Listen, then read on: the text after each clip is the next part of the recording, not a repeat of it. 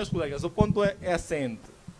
Os processos em Angola são muito morosos. Para estarmos na mesma linha, toda. Acho que estamos. Exato.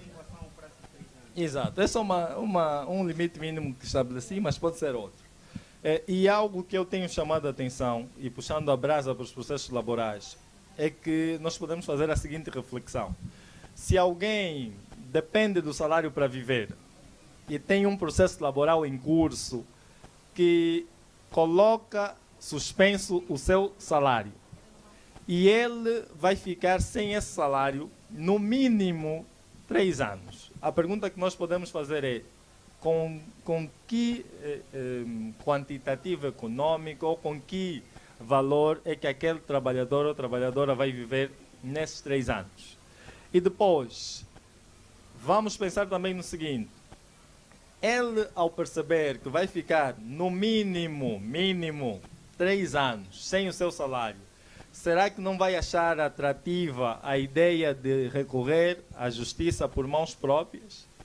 Então, nós hoje temos um quadro de morosidade muito profundo. E o Mário disse algo, eu já não olho isto como culpa dos funcionários do tribunal, por exemplo, dos escrivães, dos oficiais de diligências, dos juízes. Eu já não olho isto como um problema dos funcionários.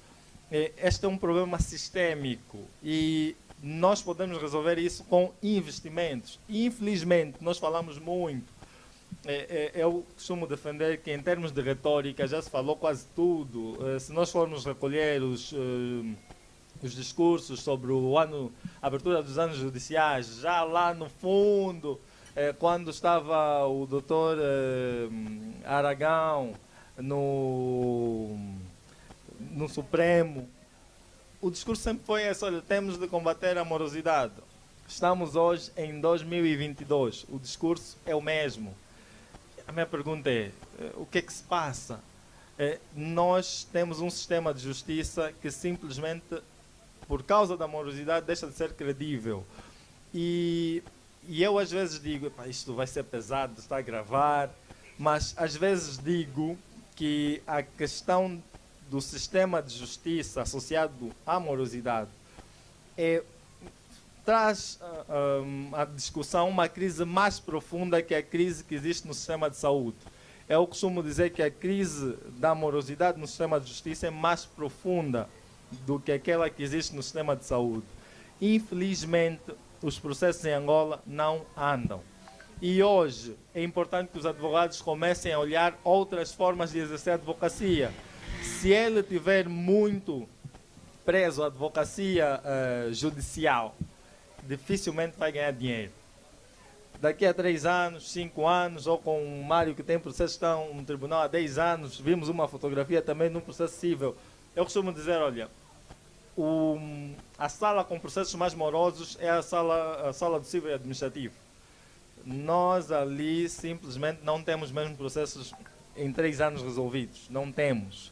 É raro, se calhar encontramos, mas é muito raro. Então, temos de olhar para as formas extrajudiciais de resolução de conflitos. E eu há tempos defendi a tese de que a arbitragem, pelo menos no campo laboral, não devia ser voluntária para o empregador. Trabalhador, quer falar? Trabalhador, se optar pela arbitragem, o empregador vai para lá. Obviamente temos de estudar bem como é que isso iria ocorrer, mas a morosidade hoje descredibiliza o nosso sistema de justiça. Então, o impacto que esse encerramento devido a obras tem no cidadão que não é advogado e no cidadão advogado, é muito grande. Nós não temos, hoje não temos justificação para dar aos nossos constituintes. Nós vamos chegar ao constituinte, olha, o tribunal está em obras. 2 semanas, olha, o ano judicial iniciou no dia 1 de março. Daqui a pouco, maio. Não percebi? Não. A abertura, a cerimônia solene é uma coisa, mas a abertura do ano judicial dá-se no dia 1 de março. Os tribunais, ou seja, a partir de 1 de março, nós já podemos consultar os processos, já podemos voltar à rotina normal. Mas a cerimônia solene muitas das vezes tem sido distanciada do dia 1 de março. Mas, infelizmente, a mensagem clara é que em Angola os processos não são rápidos. São tudo menos rápidos. Infelizmente não são.